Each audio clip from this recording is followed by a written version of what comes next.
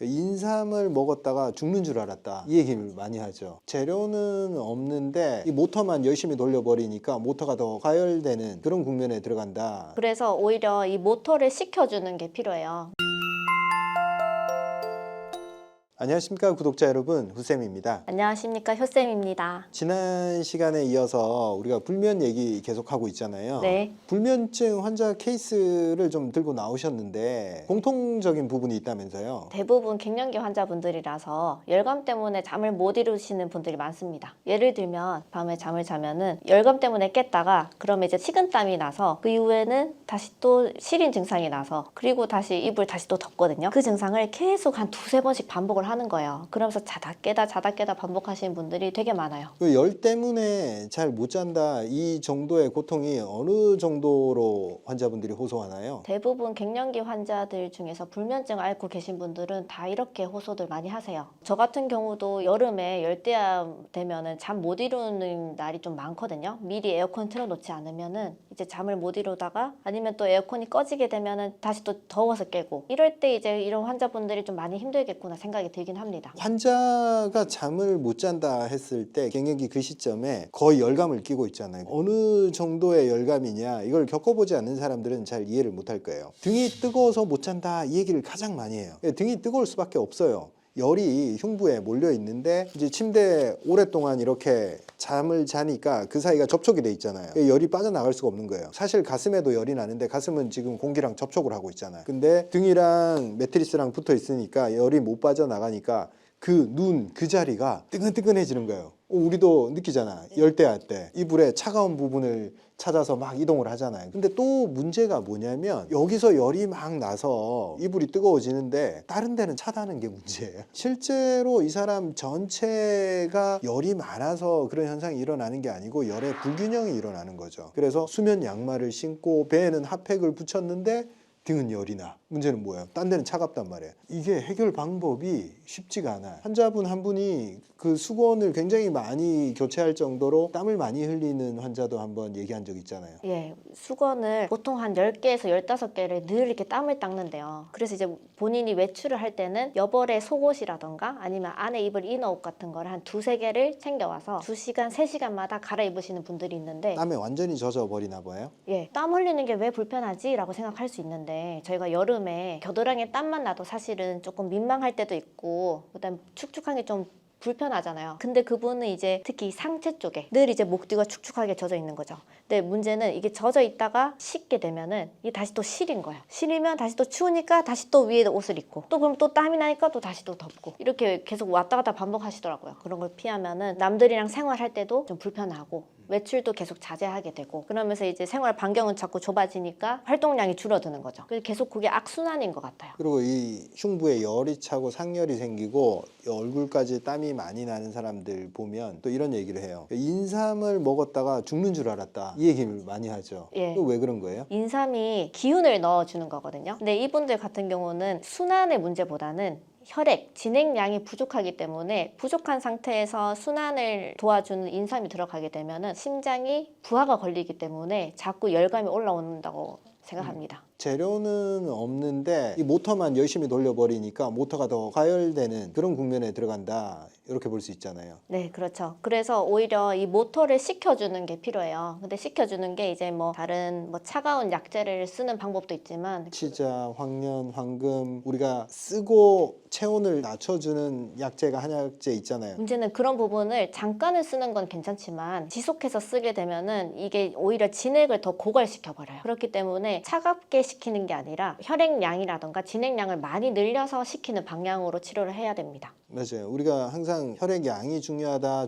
하는데 혈액양만 늘려주면 혈액이 냉각수 역할을 하면서 열이 많이 발생했던 부위에 이 열을 가지고 혈액순환이 되니까 부족한 부분으로 이동해서 열의 균형을 맞춰주는 그런 결과를 많이 보잖아요. 그죠? 네. 딱 해보면 이 열이 해결이 좀 되면 차가웠던 그 손발이 다시 열이 올라오잖아요. 환자분들 봤을 때 손끝이 약간 뜨끈해졌다라는 분들이 계시거든요. 그러면은 그 부분이 이제 말초 부분이니까 말초까지 혈액순환이 된 것을 봤을 때 다른 부분들도 잘 돌아가고 있구나라고 진단하는 평가 부분이기도 해요. 요 열이 꺼지는 만큼 차가웠던 부분 열은 올라오잖아요. 그죠? 예. 점점 균형이 평균 체온이 맞아진다. 그렇게 볼 수 있잖아요. 네. 그리고 수면 장애가 있는 분들, 수면 무호흡증, 즉 코골이 때문에 잠을 중간중간 깬다. 그 지난 시간에 그랬을 경우에 수면의 질이 떨어지면서 당뇨가 올 수도 있고 혈압이 올 수도 있고 길게 봤을 때는 치매까지도 영향을 준다. 이렇게 말씀을 드렸는데 그 수면 무호흡을 해결하기 위해서 많은 환자들이 양압기를 사용을 하잖아요. 양압기 사용은 어떻게 생각하세요? 양압기 사용은 그것도 하나의 방법이라고 생각을 해요. 왜냐하면 호흡이 안 될 때 강제로 이제 산소를 넣어주는 부분이다 보니까 저산소증을 해결해 줄 수 있는 방법이라고 생각하는데 문제는 이제 양압기 착용이 좀 되게 좀 힘들어요. 그래서 처음에 익숙해지는 데까지도 시간이 걸리고 그 다음에 좀 시간이 지나면은 중간에 잘 깨는 경우가 많아요. 그래서 떼고 수면에 드는 분들도 많아서 그게 이제 양압기의 한계라고 볼 수 있긴 하죠. 그래서 코골이를 줄일 때는 우리가 체중을 한 5%에서 10% 정도 감량만 하더라도 수면 무호흡증이 많이 줄긴 하거든요. 그래서 체중 감량도 하나의 방법이긴 합니다. 체중 줄이는 거랑 코골이랑 어떤 연관이 있어요? 체중 때문에 코골이가 생겼다는 건요. 기도에도 좀 살이 좀 쪄 있다는 겁니다. 그래서 이 살이 좀 빼주면 기도 공간이 넓어지면서 숨쉬기가 훨씬 편해지는 거죠. 우리 환자들 보면 60대 중반, 70대 그런 환자들이 갱년기 40대 후반부터 시작해서 뭐 10년, 15년 동안 불면 때문에 고생했다. 그 이후로 혈압 당뇨가 생겼다. 그리고 소화장애가 그때부터 계속 지속이 된다. 보면 정말 갱년기 때 어떻게 대처했냐에 따라서 10년, 15년 후가 이렇게 달라지는 경우가 많잖아요. 그죠? 네, 굉장히 크죠. 그래서 우리가 그런 환자분을 볼 때 좀 안타까운 마음이 드는 게 딱 그 갱년기 때 제대로 방법을 찾아내고 몸을 정상화시켰으면 얼마나 좋았을까 이런 생각을 하잖아요. 네, 그렇죠. 왜냐하면 젊을 때는 우리가 좋은 음식 먹고 운동하면은 진액이라던가 혈액들이 잘 만들어지는 사이클이 잘 돌아가요. 갱년기 때쯤, 그러니까 40대 중반 이때부터는 우리가 좋은 음식을 먹고 운동을 하더라도 어느 정도 이 사이클이 돌리는데 한계가 생겨요. 그래서 자꾸 이제 체력이라던가 아니면 혈액이라던가 진액이 자꾸 고갈되는 부분이 있거든요. 그래서 이제 환자분들이 불편함들이 이제 그때부터 조금씩 생기는 거죠. 맞아요. 그 즈음에서 또 문제가 안 그래도 나이 드는 것도 서러운데 내가 뭔가 노력을 했는데 몸이 보답을 안 해. 음식도 나쁜 것도 안 먹고 운동도 하고 막 하는데 몸이 돌아오지 않으면 그때부터 문제는 또 기분이 안 좋아져요. 우울해지고 그리고 딱 그때 삶의 변화의 시기잖아요. 사회에서 어떤 포지션을 차지하고 있다가 뭔가 내려놔야 되는 부분들이 생기는 그 시점이기 때문에 자식들도 많이 크고 상실감, 내 사회적 위치 뭐 여러 가지 어떤 변화를 겪는 나이인데 몸까지 말을 안 들으니까 공황장애, 우울증 요런 걸 같이 겪잖아요. 그래서 정신적으로도 이제 좀 스트레스를 많이 받으시고 그다음 육체적으로도 어느 정도 노화가 되면서 이제 체력이 떨어지다 보니까 이런 여러 가지 문제점이 발생하는데 저는 어떻게 생각하냐면 우리가 어떤 물건을 30년, 40년 쓰는 물건이 사실 잘 없잖아요. 근데 우리 몸을 40년, 50년 썼으면 당연히 어느 정도 기능이 떨어진다고 생각해요. 그렇기 때문에 이 부분을 다시 우리가 30년, 40년 더 잘 쓰려면 지금 관리를 잘 해야 된다 생각을 하고 그 다음에 스트레스 받는 경우도 심장이 스트레스에 굉장히 취약해요. 스트레스 받게 되면 심장 기능이 떨어지면서 이제 자율신경의 조절들이 잘 안 되거든요. 그렇기 때문에 몸이 취약할 때 정신도 취약한 부분이 이제 크게 작용하는 거죠. 그래서 갱년기에 접어들었을 때 몸과 마음이 함께 좀 약해지는 그 단계에서 정말 우리가 할 수 있는 게 많지가 않아요. 그때 힘들지만 운동을 통해서 생활의 규칙을 마련해 나가고 몸의 사이클을 만들어야 됩니다. 방법을 그것 말고 다른 식으로 찾게 되면 정말 헤매게 돼요. 하나하나 증상 나오는데 약 처방을 받아서 해결한다거나 정신적 문제를 정신적 문제로만 놓고 신경 안정제를 처방받는다든가 수면제를 처방받는다든가 이 모든 게 다 대증요법이잖아요. 그렇게 해서 해결되면 다행인데 물론 처음에 좀 해결이 됐다가 그 문제가 다시 또 등장을 하면 점점 약을 복용하는 기간들이 보통 길어지잖아요. 네, 그리고 치료들은 도움이 될 수는 있어요. 근데 중요한 거는 저희가 치료하는 그 시간은 짧은데 환자분들이 혼자서 생활하는 시간은 훨씬 더 길어요. 저희 병원에 내원하셔서 치료받는 시간이 뭐 길게 1시간이라고 치면 환자분들은 23시간은 혼자서 이제 생활한단 말이죠. 그 부분이 이제 자신의 건강 상태가 조금 더 영향을 많이 끼치죠. 치료의 그 순간이 뭔가 투자를 했다라고 생각하는데 사실은 본인 생활 전반이 미치는 정도가 더 크다 이 말씀이신 거죠? 네, 그렇죠. 그래서 치료도 중요하죠. 치료도 중요한데 어떤 치료든 다 보조적인 거고 본인이 주체적으로 운동이든 생활 습관이든 이런 게 개선이 되어야 조금 더 건강해질 수 있는 거죠. 근데 또 정말 고통스러운 분들을 보면 그 말을 또 할 수가 없잖아요. 그 분들은 자기가 할 수 있는 모든 노력을 했어, 그죠? 근데도 이 문제가 해결이 안 되니까 10년 동안 그런데 그걸 뭘 해결하려고 노력을 안 했을 리가 없잖아요, 그죠? 그런데도 해결을 못해서 막 여러 가지를 해보다가 저희한테 오기도 하고 그러잖아요, 그죠? 네, 그럴 때 이제 저희가 도와드려야죠. 좋은 방향으로 건강할 수 있게. 수면 문제는 그렇게 쉬운 문제가 아니잖아요. 사실 저희한테 오면 수면 문제를 해결해 드리겠다 이런 얘기는 저희 못해요. 저희가 접근하는 방법은 갱년기 전후하고 그 뒤로 노화가 일어나면서 심장, 혈관 그리고 혈액 양이 줄어들고 위장 기능이 떨어지면서 전반적인 진액이 줄어들었을 때 발생하는 수면 문제, 그때는 우리가 해드릴 수 있는 게 많잖아요, 그죠? 그렇죠. 근데 그 외에도 여러 가지가 작용을 해요. 아무리 저희가 해도 개선이 안 되는데 멜라토닌 먹어서 조금씩 개선되는 분들도 있어요. 그리고 뭐 베개 하나 바꿨는데 좋아진다는 분들도 있고 운동을 했는데 좋아진다는 분들도 있고, 그래서 수면 문제는 단순히 어떤 게 정답이다 이런 게 있는 게 아니고 본인의 취약한 부분을 찾아내서 어떻게든 여러 가지를 해봐야 되는 거잖아요. 그래서 이제 수면은 사실 여러 가지가 복합적으로 일어나는 문제긴 해요. 우리 몸 상태에서도 복합적으로 일어나고 환자분들의 뭐 생활 습관, 뭐 운동, 수면 환경 등 여러 가지가 이제 복합적으로 일어나는 부분이 있기 때문에 내원하시면 이제 같이 고민해보고 거기에 맞게 같이 처방해드리죠.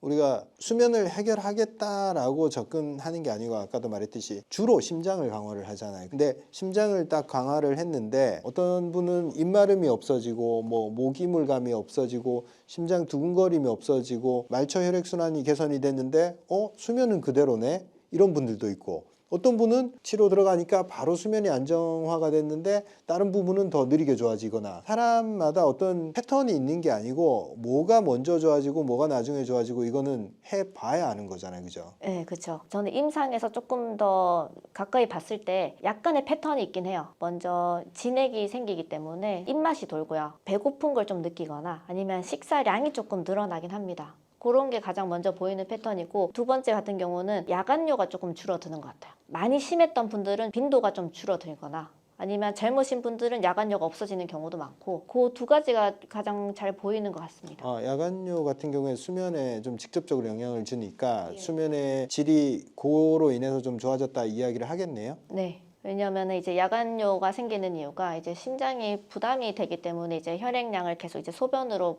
빼내는 거잖아요. 근데 저희 약은 이제 심장 기능을 강화하는 부분으로 들어가다 보니까 야간뇨는 좀 줄어드는 거고요. 이게 진료뿐만 아니라 사실 우리가 심장을 강화하는 치료를 한다, 이게 그러면 우리한테 꼭 와야지 되냐, 그게 아니에요. 심장을 어떻게 강화하는지 먼저 본인이 해봐야 돼요. 본인이 할 수 있는 걸 다 해본 다음에 안 되면 그때 저희한테 오시든 아니면 그런 치료가 가능한 데를 찾아보시는 게 좋은 거예요. 먼저 심장을 강화하는 첫 번째 요소가 뭐예요? 계단 오르기. 이 계단 오르기가 왜 그러냐면 이게 계단 오르기는 유산소랑 근력이 합쳐진 운동이에요. 그래서 나이 드신 분들은 계단 오르기가 좋고 젊으신 분들은 사실 러닝 하셔도 돼요. 러닝 크루에 들어가서 하셔도 좋아요. 그렇죠. 유산소다. 구체적으로 얘기를 하면 심장 박동수를 높이고 심장의 압력을 계속 높여서 활성화시키는 거잖아요, 그죠? 네, 그 심장이 벅차는 운동을 하시면 돼요. 댓글들 보면 나는 100층 했다, 뭐 80층 했다 이런 분들이 있는데 그분은 심장에 맞춰서 이제 그분들은 그렇게 운동하신 거고, 환자분들 봤을 때는 20층만 해도 심장이 벅차시는 분들이 있어요. 그러면 맞아요. 그분한테는 그게 적정 운동량인 겁니다. 맞아요. 5층만 올라도 심장이 터질 것 같아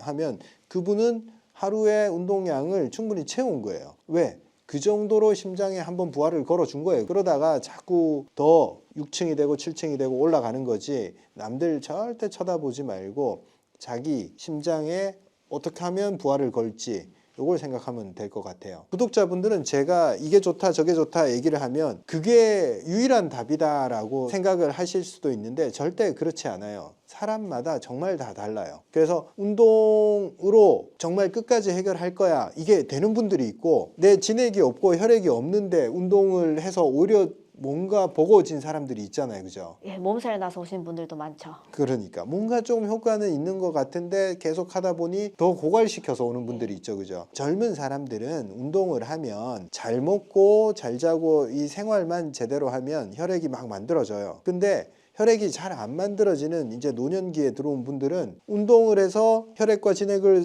사용을 했는데 그게 새로 안 만들어지니까 오히려 점점 힘들더라 이렇게 표현한 분들이 있어요. 예. 그런 분들은 그냥 오시는 게 나아요. 와서 같이 상의하고 치료하고 방향을 찾아 나가는 게 훨씬 더 좋습니다. 저희한테 안 오시더라도 가시는 한의원이 있거나 그러면 거기 가서 이렇게 설명을 하시고 도움을 받는 것도 방법이에요. 효쌤 이 촬영을 몇 번 해보셨잖아요. 그죠? 네.